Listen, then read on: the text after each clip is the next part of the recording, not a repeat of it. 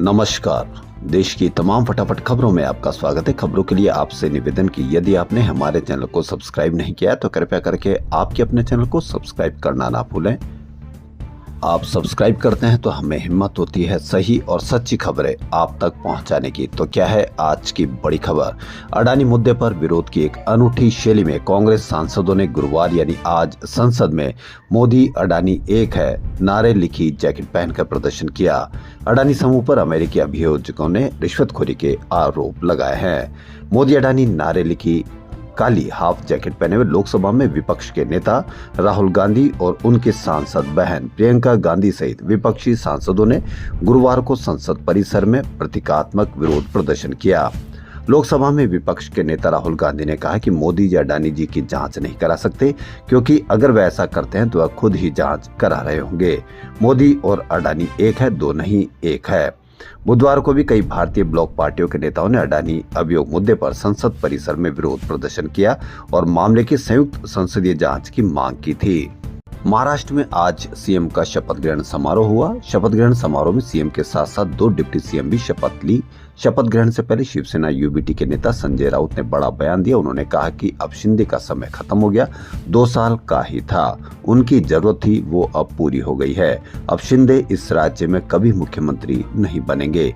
ये लोग शिंदे की पार्टी भी तोड़ सकते हैं। बीजेपी की एक लाइन हमेशा रही है राजनीति में कि जो इनके साथ काम करते हैं उनकी पार्टी तोड़ देते हैं, खत्म कर देते हैं। आज से देवेंद्र फडणवीस राज्य के मुख्यमंत्री होंगे, उनके पास बहुमत है। संजय राउत ने कहा कि बहुमत होने के बाद भी 15 दिन तक ये सरकार नहीं बना पा रहे थे। इसका मतलब है कि पार्टी के अंदर या महायुति में कुछ न कुछ गड़बड़ है और कल से ये गड़बड़ आपको दिखने लगेगी। ये देश हित में काम नहीं करते, ये अपने स्वार्थ के लिए एक साथ आए हैं। जो नतीजे महाराष्ट्र में आए हैं उसके खिलाफ राज्य की जनता गांव-गांव में सड़क पर आई है। हमें ये नतीजे, ये निर्णय मंजूर नहीं है, फिर भी राज्य को मुख्यमंत्री मिल रहा है। आज शपथ लेंगे, हम उनका अभिनंदन करते हैं और आने वाला जो समय आपको कुर्सी पर बैठने को मिलेगा, आप महाराष्ट्र के हित के लिए काम करिए। पंजाब के सीएम भगवंत मान ने मोहाली के एयरपोर्ट रोड पर निशान-ए-इनकलाब प्लाजा का उद्घाटन किया। इस प्लाजा में शहीद भगत सिंह की 30 फुट ऊंची कांस्य प्रतिमा स्थापित की गई है। निशान-ए-इनकलाब प्लाजा प्रोजेक्ट 6.42 करोड़ रुपए से तैयार किया गया है।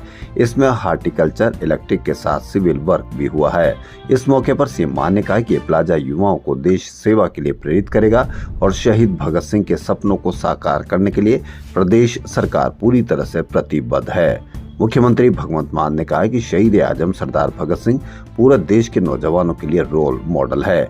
आने वाली पीढ़ियों के हीरो भी सरदार भगत सिंह जी ही रहेंगे।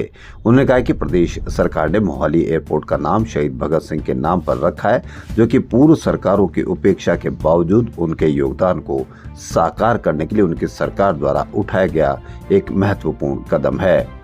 सीएम ने आगे कहा कि यह सुनिश्चित पंजाब की तरक्की और प्रदेश के लोगों की खुशहाली शहीदों के सपनों के अनुरूप हो, उनकी सरकार का मुख्य उद्देश्य है। हैदराबाद में अल्लू अर्जुन की फिल्म पुष्पा 2 की स्क्रीनिंग के दौरान भगदड़ मच गई। इसमें एक महिला की मौत हो गई और 3 लोग घायल हो गए। पुलिस ने बताया कि बुधवार रात को संध्या थिएटर में फिल्म की स्क्रीनिंग के लिए अल्लू अर्जुन आए थे। थिएटर के बाहर आरटीसी एक्स रोड पर इकट्ठा हुए फैंस अल्लू अर्जुन से मिलना चाहते थे। इसी दौरान अचानक भगदड़ मच गई। धक्का मुक्की के कारण कई लोग एक दूसरे पर गिर गए, कुछ लोग घायल भी हुए। स्थिति को कंट्रोल में लाने के लिए पुलिस ने हल्का लाठीचार्ज भी किया। भीड़ कम होने के बाद पुलिस ने घायलों को अस्पताल में भर्ती कराया। डॉक्टर ने एक महिला को मृत घोषित कर दिया। फिलहाल मृतक महिला की पहचान नहीं हो पाई है। 3 लोगों का अस्पताल में इलाज चल रहा है। घटना के कई वीडियो भी सामने आए हैं। इसमें अल्लू अर्जुन के फैंस को बेहोशी की हालत में देखा गया। पुलिस ने उन्हें होश में लाने की कोशिश की है।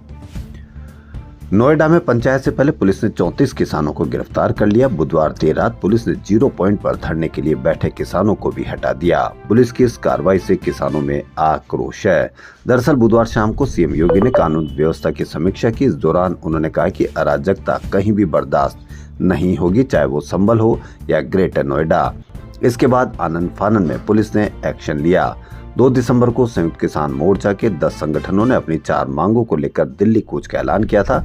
अफसरों के आश्वासन के बाद किसानों ने 7 दिन का समय दिया और नोएडा के दलित प्रेरणा स्थल पर आंदोलन को शिफ्ट कर दिया।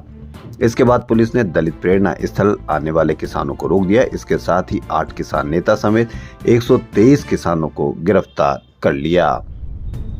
4 दिसंबर को भारतीय किसान यूनियन किसानों को छुड़ाने के लिए महापंचायत बुलाई। इसमें शामिल होने जा रहे महापंचायत में शामिल होने पहुंच रहे राकेश टिकैत को पुलिस प्रशासन ने अलीगढ़ के टप्पल पर रोक लिया। इसके बाद पंचायत से किसानों ने ऐलान किया कि अगर 1 घंटे में राकेश टिकैत को नहीं छोड़ा तो आंदोलन होगा। किसानों के विरोध को देखते हुए पुलिस ने राकेश टिकैत को छोड़ दिया। टिकैत वहां से भागते हुए यमुना एक्सप्रेस वे पर पहुंचे।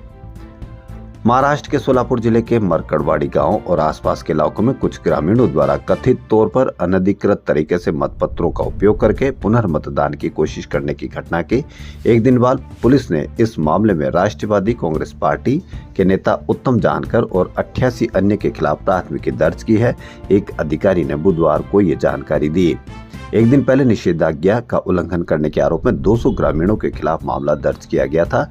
महाराष्ट्र में हाल ही में हुए विधानसभा चुनाव में मॉलशिरस विधानसभा सीट से जीतने वाले उत्तम जानकर और अन्य पर भारतीय न्याय संहिता की अन्य धाराओं के खिलाफ गैर कानूनी ढंग से एकत्र होने और लोक सेवक द्वारा जारी आदेशों की अवहेलना करने का आरोप लगाया गया है।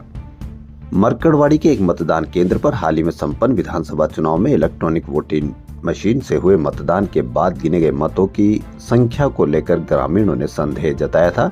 इसके बाद उन्होंने अनधिकृत तरीके से मतपत्रों का उपयोग करके पुनर्मतदान करने की कोशिश की थी। आम आदमी में नफरत कितने हद तक भर गई है, इसका एक बानगी देखिए, इसका एक नजरिया देखिए, इसका एक नजारा देखिए। यूपी के मुरादाबाद में मकान पर बवाल शुरू हुआ। शहर के एक पोश कॉलोनी में मुसलमान डॉक्टर के मकान खरीद लेने से बात बिगड़ गई। इसके खिलाफ लोग सड़कों पर उतर गए। मुरादाबाद के रामगंगा विहार इलाके की पोश कॉलोनी TDI सिटी में एक डॉक्टर ने अपना मकान एक मुस्लिम डॉक्टर दंपत्ति को बेच दिया। इस पर कॉलोनी में रहने वाले आक्रोशित हैं। इसके विरोध में TDI सिटी में रहने वाली महिलाओं ने सड़क पर उतरकर प्रदर्शन किया। वहीं पुरुषों ने जिला अधिकारी से मिलकर दूसरे समुदाय के व्यक्ति द्वारा खरीदे गए मकान की रजिस्ट्री रद्द करने की मांग की है। आप इस पर अवश्य कमेंट करें कि बांग्लादेश की हर खबर को पूरा मीडिया इस तरह से बताता है कि जैसे वहां होने वाला हर अत्याचार भारत में रहने वाले हर आदमी के ऊपर अत्याचार हो रहा है, लेकिन यहाँ इस तरह का अत्याचार और इस तरह की नफरत हर आदमी में भरी जा रही है। उसको आप किस तरह से देखते हैं? देवेंद्र फडणवीस तीसरी बार महाराष्ट्र के मुख्यमंत्री बन गए। मुंबई के आजाद मैदान में फडणवीस ने CM पद की शपथ ली। उनके साथ NCP नेता अजीत पवार ने डिप्टी CM की शपथ ली। तमाम सस्पेंस को दरकिनार करते हुए एकनाथ शिंदे ने भी डिप्टी CM की शपथ ली है। नई सरकार के कैबिनेट मंत्रियों का ऐलान बाद में होगा। शपथ के बाद PM मोदी, गृह मंत्री अमित शाह ने देवेंद्र फडणवीस को बधाई दी। इसके बाद प्रधानमंत्री मोदी ने NCP प्रमुख अजीत पवार को महाराष्ट्र के उप मुख्यमंत्री पद की शपथ लेने पर बधाई दी। वहीं PM मोदी ने शिवसेना प्रमुख एकनाथ शिंदे को महाराष्ट्र के उप मुख्यमंत्री पद की शपथ लेने पर बधाई देते हुए नजर आए। पहली बार है कि कभी मुख्यमंत्री कभी उप मुख्यमंत्री पद की शपथ लेते हुए दिखते हैं। खबरों फिलहाल इतना ही। यदि आपको हमारा चैनल पसंद आए तो लाइक, सब्सक्राइब और शेयर अवश्य करें। धन्यवाद।